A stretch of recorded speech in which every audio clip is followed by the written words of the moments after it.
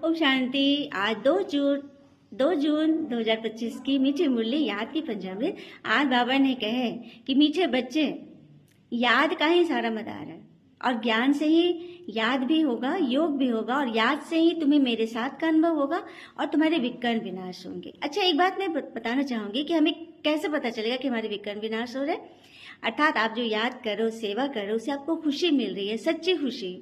हाँ, और किसी बात में आप फंस नहीं रहे हो और ही उससे इस तरह से निकल आ रहे हो जैसे कि मक्खन में से बाल, और आपकी खुशी, शांति, शक्ति बराबर बनी हुई है। किसी बात में कोई क्वेश्चन नहीं है, मन मुझा हुआ नहीं है, तो समझिए कि आपके विकर्ण विनाश हो रहे। आपकी खुशी, शांति, आनंद आपकी निजी प्रॉपर्टी बन गई। इस पे किसी का भी कोई मतलब कि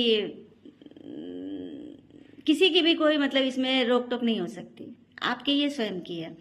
प्रश्न है, दूरदर्शी पिता हमें दूरादेशी बनाने की कौन सी विधि अपनाते हैं? तो बाबा आकर हमें पूरे चक्र का नॉलेज देते हैं, सृष्टि चक्र का नॉलेज देते हैं। हमें बताते हैं कि तुम पहले सतयुग में देवता थे, फिर त्रेता में क्षत्रिय बने, फिर द्वापर में वैश्य बने और कलयुग में शुद्ध बन गए। इसीलिए तो शूद्रों को भगवान आए हैं ब्राह्मण बनाने। तो ब्राह्मण से हम फरिश्ता बनेंगे जब फालतू व्यर्थ बातों से, किसी भी क्या क्यों कैसे ऐसे वैसे से जब अपने आप को उपराम रखेंगे, हर बात में ऐसा फील करें जैसे कुछ हुआ ही न हो और उसे भगवान को सौंपते जाएंगे, तभी तो भगवान हमारी मदद करेंगे। एक छोटा सा प्रसंग बनाती हूँ। एक बार भगवान भोजन कर रहे थे, अचानक एक और ये खाए और उठकर खड़े हो गए। तो पूछा आत्माओं ने कि क्या बात है भगवान, भोजन तो करिए। तो नहीं, मुझे मेरा भक्त पुकार रहा है, और वो उठकर चले गए।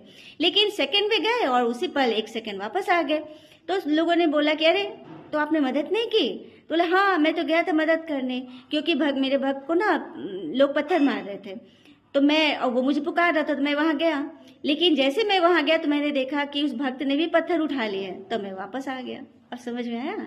जब किसी बात में कोई आपको कुछ बोल रहा है, फंसा रहा है और आप उलझ गए, फंस गए, लड़ने लगे, वाद विवाद होने लगी, तो वहां पे भगवान नहीं रहेंगे। आप उसे स्वीकार कीजिए, बोलिए कि जो है सब अच्छा है, ड्रामा में पार्ट है, और ईश्वर से उसके लिए शुभभावना, शुभकामना रखना न छोड़े, उसके लिए और ही दुआएं दे, तब भगवान आपकी मदद करेंगे और आपके विकर्ण विनाश हो रहे। आपके ऊपर किसी का गलत छाया भी नहीं पड़ सकेगा।